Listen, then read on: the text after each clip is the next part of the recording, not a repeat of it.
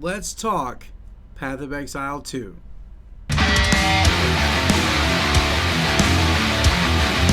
Early access. Now, I've been wanting to do this review for a while. I wanted to wait until I was up to at least 200 hours on the game in its current iteration. I work a full-time job and whatnot, so it took a little longer than expected. And I knew I had to get this out before their, our new big content update with their new stuff. They're already talking about it. But this is my review of Path of Exile 2 Early Access. I am Hot Chips, everybody. Thanks for being here. I appreciate it. Strap yourselves in. This is going to be a bit of a long one. I will do my best not to ramble. I've made some bulletin points here and things of that. If any of you have been to my channel before and watched any reviews I do, you'll know that I don't write a script. I do everything from here, a little bit from here.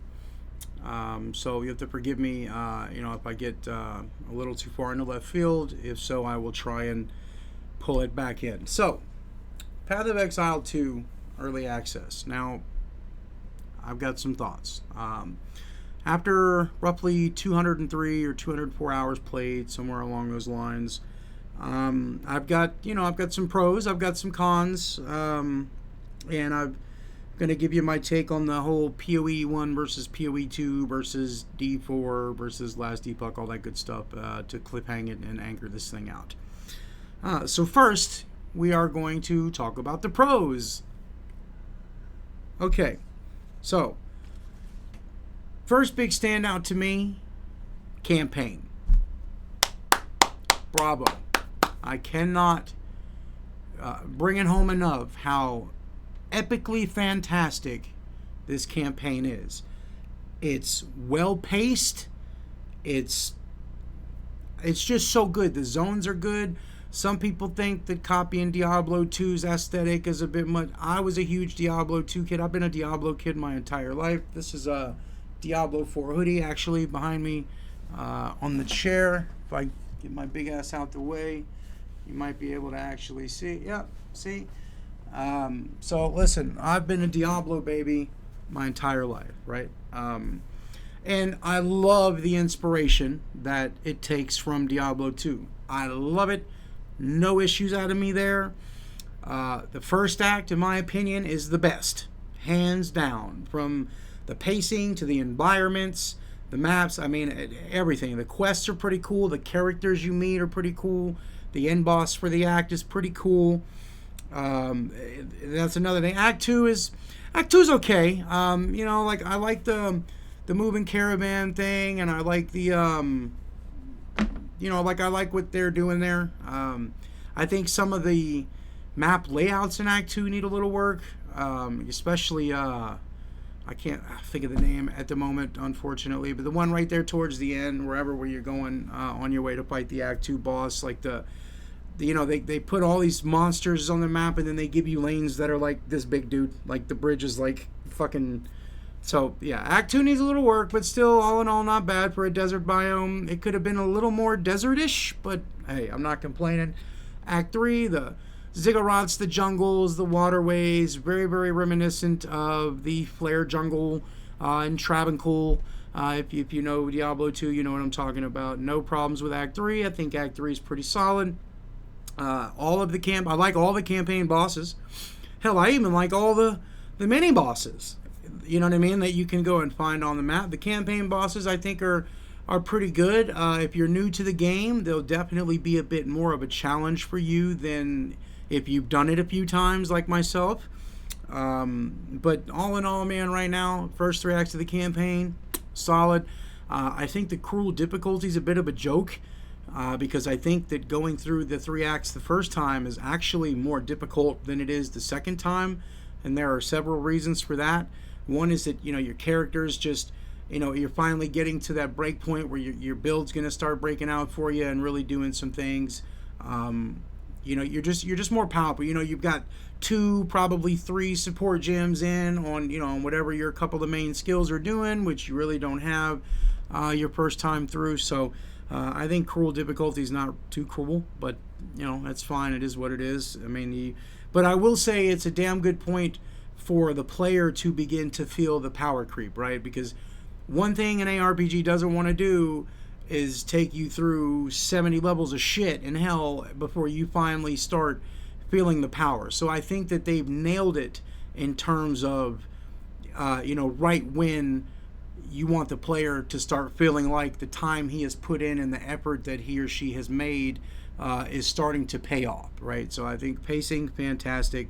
Can't say enough good things about it. Moving on, one of my second biggest pro is that I like how in this game everything matters, right? What I mean by that is like the gear you pick up. I like how everything, whether it's white, blue, yellow, everything has the potential to be something or the potential to be nothing. But you feel every choice you make, whether it's a new piece of gear, whether it's your next passive skill point to put in on your insanely huge passive skill tree that we all know and love, whether it's the Atlas passive points that you begin to accrue once you reach that point in the game, whether you're putting jewels in your passive tree. I mean, everything feels like it matters. Everything has weight. Everything. An example to the alternative is like, I played Diablo 4. Sure. Diablo 4, it just rains fucking legendaries like it's candy falling out of the sky, and it nothing matters. Like you're looking for you're just trying to get your couple mythics, or you need your. I mean, don't get me wrong. They just have a different way they do it, but I prefer the way Path of Exile does it. Everything matters.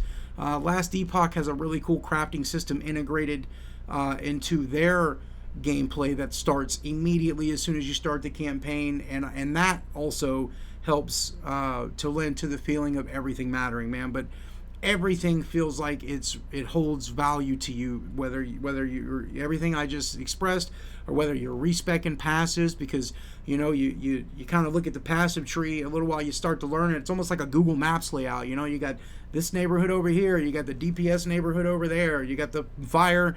The fire streets are down this way, and slowly but surely you begin to learn the passive tree. And then, of course, once you reach a certain point, most people, you're going to have to go and find you a build, and but I do believe in the fact that don't start copying a build. Start a character, play that character as far out as you can, learn as much on your own, right? Because you'll retain it that way a lot better. Go as far as you can on your own before you reach that point where the game's slapping the piss out of you and, okay, now I need to know what I'm doing. So I will recommend that. There is absolutely no point in copying a build from level 1, because you don't have to, right? You don't have to. You can get through the game fairly decent, even if you're a new player. But I do believe that you will learn more by doing your own thing until you get to the point to where you just can't do it anymore. And the game is designed to be this way, so there is no shame in that, brother. So, yes, everything matters. Moving on to the next one, the graphics. Bro, the graphical fidelity in this game is, like, second to none, right? Top notch. I mean, Diablo 4 looks good. We all know that. Looks great. Looks really good. Hell, even Diablo 2 Resurrected looks fairly good, especially for what it is. Last Epoch, I think, is a little rough around the edges, but they're getting there, but nothing comes close to how good this game looks. I mean, there's nothing else on the market right now that's coming close to how good PoE 2 looks. No need to stay on that too much longer than that. The game's beautiful. The game is gorgeous. The spell effects, the VFX, the RTX, it's all gorgeous. Moving on. I like how in early access we've got like 6 classes. And they've all got 2 ascendancies, which they'll all have 3, and then they're talking about like adding 6 more classes. So you're talking about 12 classes with 3 subclasses apiece, right? That's 36, if my math is correct there. That's 36 different classes in the game, and that's insane. I mean, especially when you think of a Diablo game, and you get 5, 6 if you're lucky, right? So, and then they don't have subclasses, so it's like. It's just, and the classes are all unique. They're good. And I know, look, this point I'm going to make here is going to be controversial. Some people love it. Some people hate it. I'm personally for it. I like how they kind of guide you through, like when you start the first class, if you start a sorceress, the skills that they're going to put in your face are going to be sorceress skills. If you start a monk, they're going to put monk skills in front of your face to kind of put you in the playstyle of that character. Even though you can pick any skill from anywhere you want, put it on any character, as long as there are ways to make it work, you can do that, no problem. But I do like they're at least making an attempt to cater to the fantasy of that class you are playing. And so I don't have a problem with that. Some people don't like how they try and pigeonhole you or make you, mold you into what they want you to be. But that's complete bullshit, because you can go down to where it says all skills or all gems at the bottom, and you can pick whatever the hell you want, right? So, but I do think the classes all feel great. The mercenary is very unique, very distinct. Ranger feels like the Ranger always has, fantastic. The monk is pretty cool. My only gripe with the monk and the Gemling Legionnaire, which is also a mercenary, but that one plays similar to a monk. I feel like they're a bit one-dimensional. And to clarify what I mean by saying that, because I know I probably just raised some eyebrows with that one, because like monk's everybody's favorite class, and I love monk, don't get me wrong, and I love my legionnaire as well, but it's just, I don't know, man. I'm just like everybody. They all look the same. Everybody's running around and they're just clunking with a staff, and then they're freezing everything and shattering everything, and so I just kind of wish, I kind of wish, and maybe we will see in the future, people explore different options.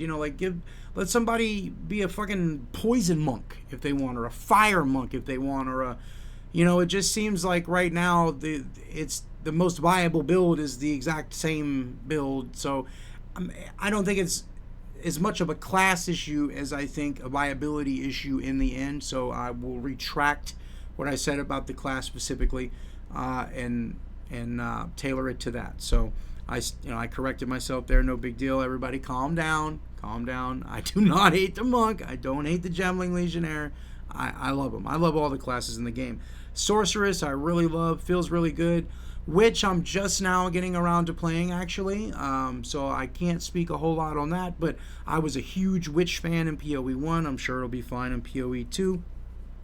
Warrior I've played up to level 36, 38, something like that.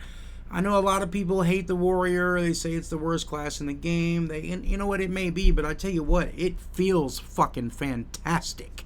Like to play a Warrior in this game feels great. Like they nailed it. Like Blizzard is really good at nailing that visceral feeling you get from combat, especially when you're a barbarian. Like the way they do their sound makes it feel like you've got weight every time you swing your axes or your swords. I won't say that PoE 2 is quite on par to that degree, but it absolutely feels great. The Warrior feels bulky. He feels heavy. The character archetypes and the motions, the way they move and their slams. I mean, they fucking nailed it. The Warrior may be the worst class overall, but to me, it's the best feeling class in the game, hands down. Okay, moving on. So I will also say this. This game, even though it's in early access, feels more like a complete game than a lot of the complete games we have available now. I mean, I'm over 200 hours in at this point, and I feel like I'm still barely scratching the surface. I'm still filling out my passive tree. My highest level character is a ranger, which I think I'm closing in on level 87 or so. But there's still so much I can do on that character. I mean, and then I go to other characters, I try them, and it's just, this game is not getting old at all. And this is probably like 25 to 30% of what this game will be in its totality, right? Like once this thing is actually out, 1.0's out, dude, I can't imagine what this game is going to be there. Actually, I can. I've got almost 2,000 hours in PoE 1, so I can see where it's going. But as it sits right now, the game feels, I'm getting more hours out of this early access version of this game than I put into 90% of the other games I play, ARPGs included. So we'll just leave that there. The customization in the game, fantastic. I know that we don't really have a real crafting system right now. We'll get into that when we get to the cons list. But I will say that, the way you're able to customize, especially through your gear, right? To give you an example. Okay, so on my Ranger, which you'll see here some gameplay in the background playing, I needed some more mana regen, right? I used mana fast, wasn't regenerating fast enough for me. And so what I was able to do is I was able to swap my ring out. Now, I did lose some resistances, which is a big deal because almost the entire defense of the game is based around resistances. But I took that off, right, and I put on a ring that I managed to get up to 100% increased mana regen on, right? So now, for the most part, my mana regen problems are completely over. Yeah, I may be a little squishier for it, but hey, I'll address that and we'll try and make that better later. And that's what I mean. That's the beauty of how you can customize everything in this game, man. You can always find new stuff. You can always find better stuff. And I love how, the game works your brain. It makes you think, right? It's not just bing, bing, bing, bing, bing, bing, bing, bing, bing, bing, bing. You just got legend. You're not just playing a slot machine where you pull a lever every fucking time. You know what I mean? Like this game, you pick up a piece of gear and you're looking at it. Okay, this does this, but you know what? If I put this on instead of this, then it may take my strength down. So now I've got two other pieces of gear that I can't wear if I put this on. So then that's another problem that the game presents to you, and it allows you to figure those things out. And brother, the dopamine hit from that is huge. It's almost like your automobile not running that good. So you know what? It seems like it's running shit for some reason. So what do? You pull over, you pop that hood, you get under the hood of that car, right? Well, that's the best way I know how to describe the feeling I get from my character on Path of Exile. And I would so much rather have that than not have it at all and just be brain dead at the wheel all day long doing 60 miles an hour and that's it, and nothing ever goes up or down or anything. I prefer the way GGG does it in PoE 2 with the items, man. I like being presented with small little problems and issues to work out this and that, man, because once you get it all together and you get going and you see the difference and you feel the difference in your character, man, and it's just so awesome. I can't talk enough about it. And not only the customization doesn't just end there with your gear, like the way you can customize your maps, the way you can customize, the strong boxes you find in your maps. Hell, the way you can customize the maps on the Atlas tree to do more of this or less of that. Or like, for an example, my Ranger runs a Headhunter. There's a node on the Atlas passive tree that gives each one of the champion or unique or the rare monsters 2 additional modifiers each. So now when I kill them, I'm getting like 5 to 7 mods for 20 seconds instead of like 3 to 5. So that just went perfectly with the belt I was wearing, and it makes it. They let you customize almost everything. Your hideout, what you can do in your hideouts, fucking incredible, outstanding, amazing. I cannot talk good enough about the level of customization you have in this game from everything you do. You can go on your passive tree. Well, you need a little bit more life, or you need a little bit more energy shield, or you want to do a little bit more damage. So you go back, you look at the passive tree, and you're like, so I wonder if I forfeited these 2 or 3 points over here to pick these up, how it would run. So you know what? Let's do that. Let's see how it works out. The game gives you that opportunity, and it's so much better for it than it would be without it. You in this next pro I have, kind of bridges out from the customization. Like, you can do anything with anyone. You can start a sorcerer and use a fucking bow and arrow for projectiles because of what the ascendancy offers. You can use a mercenary, which was intended to shoot guns, and use a fucking quarterstaff and be better at a monk than a monk can be. Like, you can try anything with any class. They give you access to every skill in the game, like we were talking about earlier. I mean, like, what other game's doing that, man? The creativity on display here is second to none. I mean, it is just absolutely phenomenal. These guys have really cracked the code over at GGG. I can't, I tell you, when this last season of The Witch or whatever with Diablo 4 started, my brother and I, we went over to Diablo 4, and we do every season. Played a little while and all that good stuff, but everything was just happening so fast. Everything was a blur. I couldn't even see what the monsters looked like I was killing. Everything's just raining down legendaries for aspects, and that's fine. That's how the game works. But what it really did was it really made me appreciate Path of Exile 2.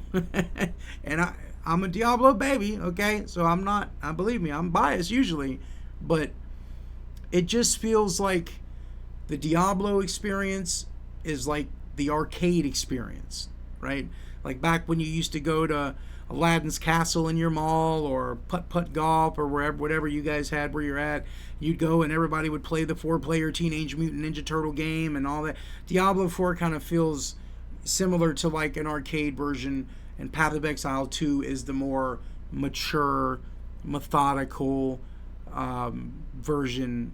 It's like, okay, it's cool if you're a beginner, you can play around here and it's all fun, zoom, zoom, bip, bip, bip, it's all good.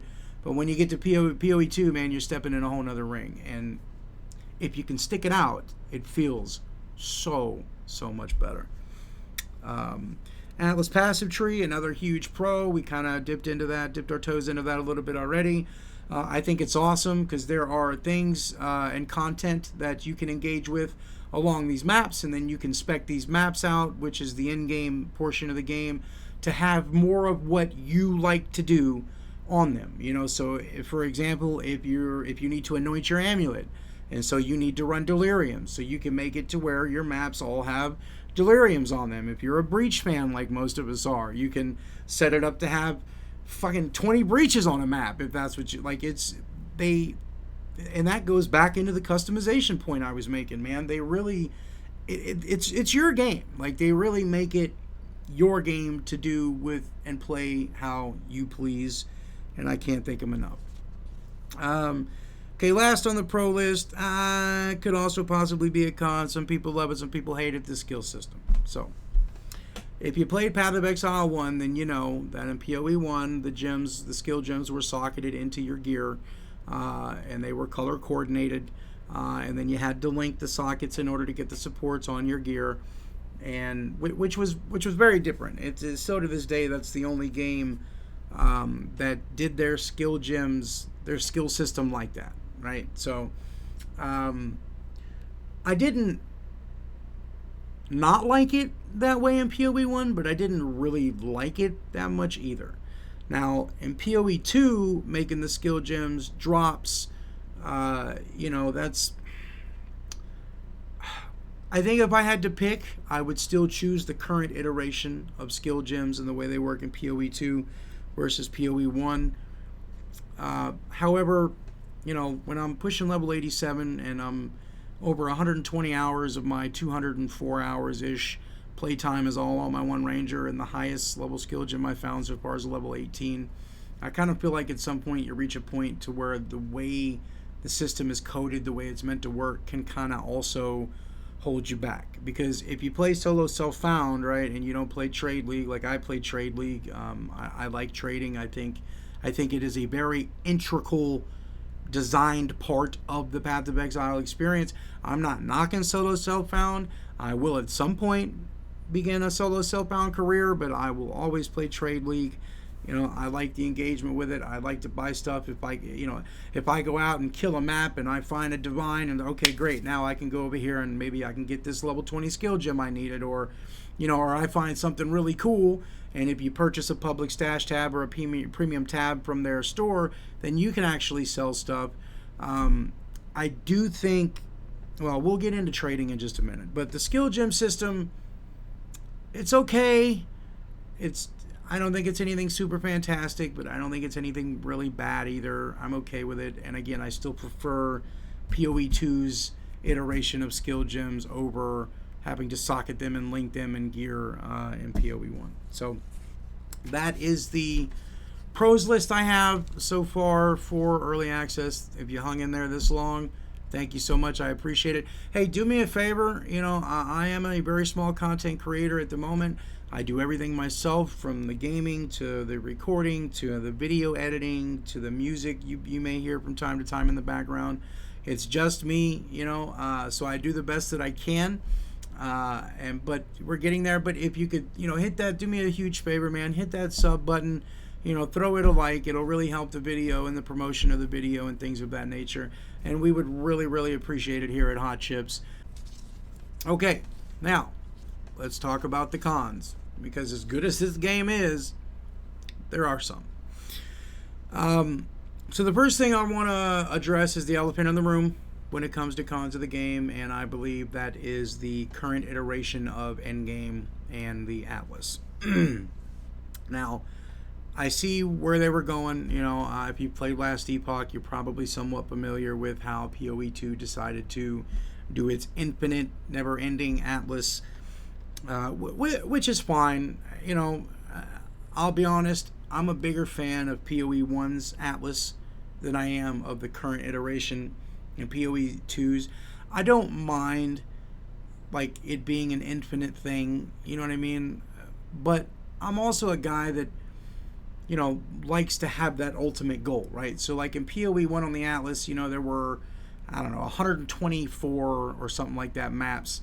And as you went through them and, you met the challenges for the maps, it would tell you, okay, you're at 1 out of 124, you're at 10 out of 124. So it gave you, in my opinion, a bigger sense of progression. It showed you that you were working towards something.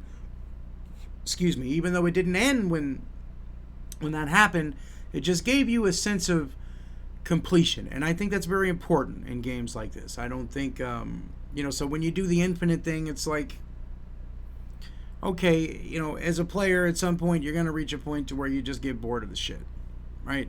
Like, they do a very good job at, having different maps. It's not the same 5 or 6 maps you play over and over and over again. I will give credit where credit is due. I probably still haven't seen all the maps that are on offer to go through, so I do appreciate that. The tower system is meh. I mean, it's kind of cool. You run it, you really just kind of throw your easiest map in there. You just want to get to the end to uncover more of the fog of war, whatever they call it, so you can kind of see, because there are certain things on this infinitely scaling Atlas that you are looking for, specifically the Iron Citadel, the other couple citadels, so you can get the keys you need to take on the current game, the current final boss of the game, the Herald of Ash, I think is his name. I don't know. I haven't fought him yet. Disclaimer. So I haven't made it there just yet. And again, that goes to show you how long the game. So I think the end game at times can kind of start to drag. It can kind of give you a feeling like, So when you die, you fucking lose 10% experience. So once you get up pretty high level, that kind of sucks. I think that the end game has a solid foundation for them to grow upon and really hone into something special and make something really special. I'm a huge fan of the end game Atlas in PoE 1 and how it works there. I've always loved it. I've always adored it. I still do. If it was up to me, we'd kind of start headed more toward back in that direction with the way the Atlas works. But again, I like the way the monoliths work in Last Epoch, and that's pretty much an infinite scale. You can redo it and up the difficulty of the tiers and redo the things as many times as you want. And having all those different maps is a good thing, man. So I think the end game needs a little work. I love how you can customize it. The infinite thing, it's like, I don't hate it. I don't love it. I am enjoying it. I guess that's all that matters. I still think that they need to do some work on making the game new player friendly. Now, I will say it's come a long way from PoE 1. PoE 1 is not new player friendly at all, ever, even in the slightest. Not even a smidge. It's fucking terrible. It's extremely overwhelming, and it needs a lot of work. In PoE 2, I don't think that they improved the new player experience. I think that they simplified some things from PoE 1 in PoE2, i.e. PoE2, excuse me, i.e. an example would be like the way the skill gem system works. So there's no real tutorial in the game yet right now. There's no real... I mean, it's cool when you hover over the skills. You can listen to, it's got a video of what it does, and you listen to the guy tell you what they do. So they have made some improvements, and I think that they have simplified some things, which is one way to make a game new player friendly, but I don't think they really head-on addressed that as of yet. It's still early access, so if people got overwhelmed getting into PoE1, it's highly likely they will get overwhelmed trying to get into PoE2, especially coming from a game like Diablo where it's so simplified that a 10-year-old can hop on there and be a superstar. But on the other side of that coin, that's also a part of the charm the game has. So us experienced players, we love it, right? Like, we love it. We wouldn't have it any other way. But a 10-year-old, a 12-year-old picking up a controller for the first time would have a much better time and have a lot more fun, in my opinion, on a Diablo 4 than they would on a Path of Exile 2. So I do believe that there's a lot of room for improvement on the new player, portion friendly, I don't know, figure something out. Go back to the drawing board, lay certain things out. You can drip feed information as you go on to explain to people what things are, because there's a lot of stuff in the game that the game does not tell you, right? So I think that there's still room to improve for them on that. Also, the next con I have here down is a lot of the map layouts, man. Look, okay, I'm all for huge maps. I don't mind big maps. Problem is the way they're currently set up, there's a lot of backtracking going on, right? And that was a huge complaint when Diablo 4 initially came out. Now, to their credit, they've done a lot of things to fix that. Like, I wish PoE2, I wish Grinding Gear Games would do something they did. In Diablo 4, when you run Nightmare Dungeons, you used to have to backtrack to go kill the last monster. Well, they coded it to where if you missed any monsters back there, the monsters will actually begin to come to you, right? So you don't have to hike all that way and all that way back. I wish they would implement that in PoE2, because the way you complete a map is you got to take out all the rare enemies. And if there's a boss, you kill the boss. But a lot of times, you'll get, fucking 1,000 yards north, and then the rare monsters will pop up on your mini-map, and they're fucking way back down by where you started, or something, right? So they need to improve that, all right? Like, if you're down to your last few, at least make it to where maybe the monsters start making their way towards you, so you don't always have to do so much damn backtracking. Now, they do have a checkpoint system implemented. It does help a little bit. I mean, it's... And what are you going to do? Like, if you're running with that system, what are you going to put more checkpoints on the map? You're going to have fucking 20 checkpoints a map? I don't think that's the answer. I think you guys just need to do a better job at the AI for the monsters. I mean, they're there to kill us at the end of the day, just like we're there to kill them. So I don't really see a point in, monsters maybe moving towards the player a little bit, instead of making us always go way the fuck back down, way out yonder, or wherever the hell, so we can just finish the map. There's like 1 or 2 rare monsters left, and they're way the hell down by God knows where. Maybe there's a checkpoint in the area, maybe there ain't. Come on, we can certainly do better with that. Okay, the next con, and this is a big one to me. I do think that some of the ascendancies, the subclasses, are a little underwhelming at the moment. Warrior is the first one that comes to my mind. I did a Titan Warrior, and it's like, one of my ascendancy nodes is for a fucking bag space. Really? GGG? An ascendancy point for fucking bag space? Who the fuck in the boardroom thought that would be a good idea, man? What a waste of a point.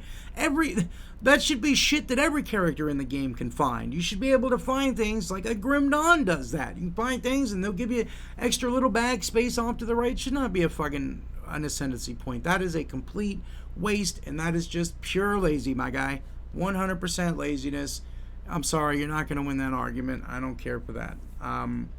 There are some ascendancies I haven't played yet, but the Warrior is the biggest one that comes to mind. my current Ranger is a Deadeye. I love the Deadeye. Deadeye's got a lot of good things, but it's a lot of mechanical stuff. There's nothing that's like super crazy exciting pop out on the screen like, holy shit, man, this is crazy cool. Like an example, like the Witch. The Witch has an ascendancy where she can turn into a fucking demon form. Like, that's cool, bro. Like, being able to do that, and all of a sudden you're way faster and your dodge goes twice the length and you're doing more damage. Like, it feels good. Thematically it looks good. Like, that's an ascendancy, bro. Like, that's a fucking, not just firing an extra arrow. And listen, I'm not knocking the Ranger or the Deadeye. That's my main right now. That's my fucking T15 map clearer. So I'm not complaining. I'm just saying I think that they did something really cool with the Witch, and I think that they can do better with some of the other ones out there. So that's kind of where I'm at on that. To move on to trading, that's also an elephant in the room, man. Some people don't mind it. Some people hate it. Some people hate the fact that you got to use a third-party website and you can't do it inside the game. Like, they did add the currency exchange to the game. Huge fucking W, huge win. It's seamless. It's easy. It doesn't need any explanation. Everybody can use it. It's awesome. The currency exchange in the game, it is second to none. It's awesome. As far as the item trading, not everybody's got a second monitor.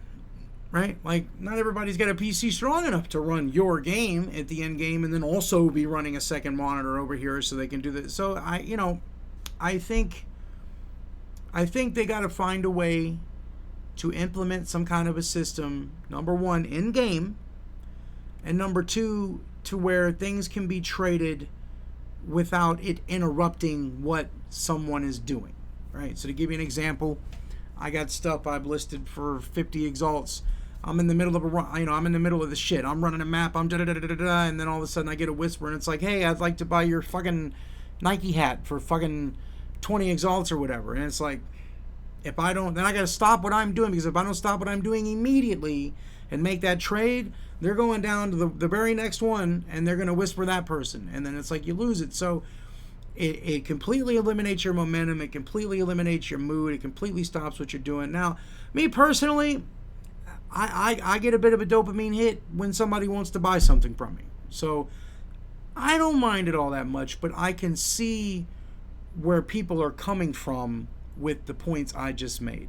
Now, some people want an auction house. Is that the answer? Maybe.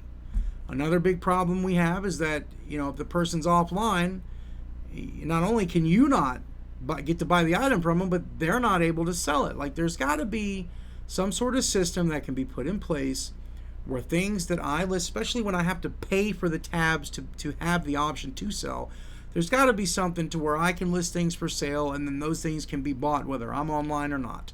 Those things can be bought without me having to stop in the middle of my map, or if I'm killing a boss and I can't get him down quick enough, then I lose out on the trade. There's got to be a better way to do it. I don't know if an auction house is the answer. I'm not against it, as long as they don't iterate it the way it was in Diablo 3 and there's no RMT auction house inside the game. Something like what Last Epoch did, I think, was pretty decent. It's pretty much an auction house, and there's a specific one for each specific thing. I think it was stupid the way they did it, where it's like swords here, axes here, maces here. No, you just make one fucking bazaar and, have everybody list everything there. So, I'm not opposed to an auction house system. Right now, I would support anything that would not stop me in my tracks doing what I'm doing, and that if I'm also away from the game, or if I'm in bed, or if I'm at work, that things can still sell. Because it kind of sucks that it doesn't work that way now. So, again, I don't really mind. I've got a decent computer. I've got the dual monitors, so I don't mind using the third-party website and whispering to people, and I don't mind. Like I said, I kind of get off when somebody wants something anyway, so I'm okay with the current integration. I'm used to it from the countless hours I spent in PoE 1, but, it is the 21st century, man. Like, we can figure something better out. You guys nailed it with the currency exchange. I got all the faith in the world that you'll nail it with the trade market in-game, however you decide to do it. All right, last two cons. So let's talk about uniques. I know, crickets, right? Not much to talk about. Just like in PoE 1, 90% of the uniques in this game are fucking useless. They're worthless. They're pointless.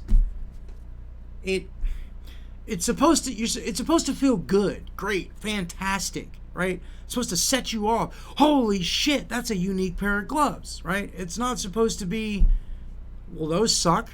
Or maybe you don't know. Maybe they're for a build that you haven't wrapped your head around yet. So you go and you check the trade to see, oh man, these things might, and they're fucking selling for a fucking Regal. Come on, GGG. I mean, I know they put a patch in the game. They beefed up some of the uniques in the game. Okay, cool, thanks. But that's not, a Band-Aid is not solving the problem. And it wasn't even a very well put on Band-Aid at that. 90% of the uniques in this game are fucking garbage. They're useless. You're not doing anything with them. Most of them are worthless.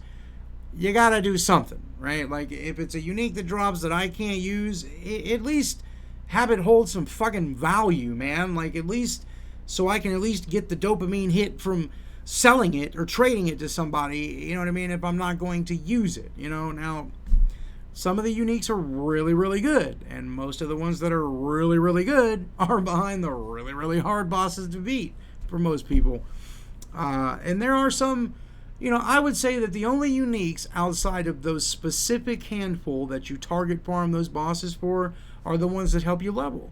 The Wanderlust boots, the Onslaught helmet, I can't think of the names right now, but I mean, there's a handful of them, man. But outside of that, it's 9 times out of 10 when I pop a unique, I'm disappointed.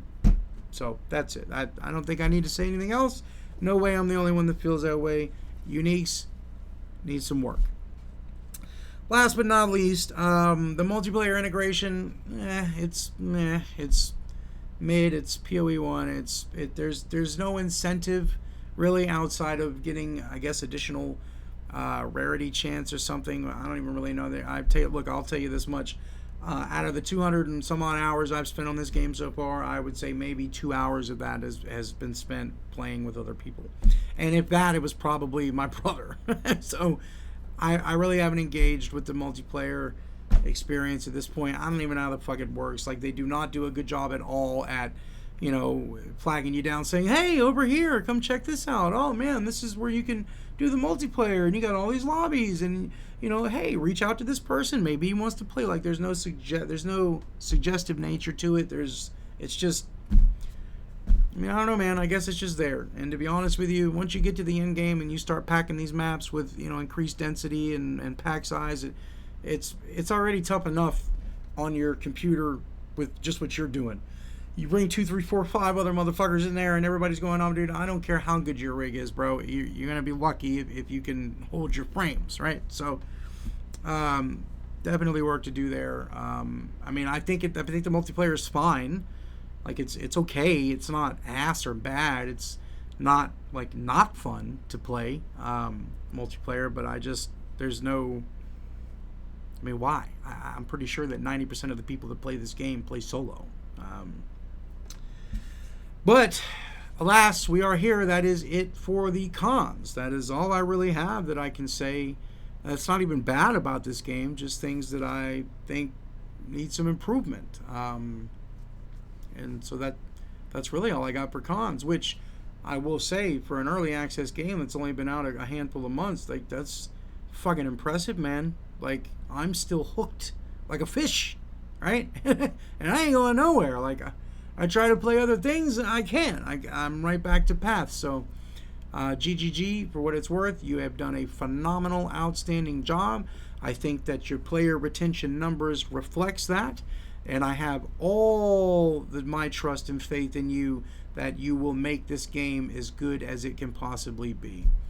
And for that, I salute you. Now, if you're still with me, fantastic. Hit that sub button, hit that like, maybe give your boy a share. That'd be great. It's just me here at Hot Chips trying to make it all happen, so thanks again. But I'm not going to glaze this too hard, but, you know, there's a whole PoE 1 versus PoE 2 versus Diablo 4 versus Last Epoch going on. What's the best? What's the best game for you to play? Who's the king? You know, look, my take on this, play whatever you want. Right? Play what you're having fun with. Right? I play them all. I fucking love them all. Right? New season comes out in Diablo 4. I'll go play. It used to be for a few weeks. Now it's more like a few days. But I'll go play. I'll go engage. If my friends are playing, I'll play. You know, when the PoE 2, that's my main right now. But Last Epoch, their new season is coming out, I think, like the first week of April. I'm sure as shit gonna go play that. That looks awesome. So I'll go over and I'll go play that. You know, I play whatever you're having fun with. Don't be pressured into anything. Don't believe something just because the streamer you watch said it. Get in there yourself. You know, get your own take, man, and form your own decision. Right? At the end of the day, you are who and what is most important. All right? You only get this time once, so spend it the way you want to, man. I don't really have a big argument. I'll tell you this. I would put PoE 2 at number 1. I would probably put Diablo 4 at number 2. I would put Last Epoch at number 3. I would put PoE 1 at number 4. I know a lot of people would probably have PoE 1 at number 1, if not definitely number 2. That's just my personal preference. I played PoE 1. I've got, I think, probably 2,000 hours on that game. It's still a great game. You know, it's a game that I could still play if I wanted to. I just think it's extremely dated. I think the game is really starting to show its age, especially now with PoE 2 available. I know some people are playing that event right now on PoE 1. It's out, and, you know, and that's cool, man. I don't knock anybody for doing anything. I personally, at PoE 2, ruined both PoE 1 and fucking Diablo 4 for me, pretty much at the same time. So I myself don't ever see myself spending another hour in PoE 1. I would rather play PoE 2, so that's what I'm going to play, which goes into the opening statement to this segment. Play what you want to play, right? Do what you want to do. Play what you're having fun with. Don't worry about what anybody else says. Don't worry about what anybody else thinks. You do you. And have fun, man. That's what we're here for.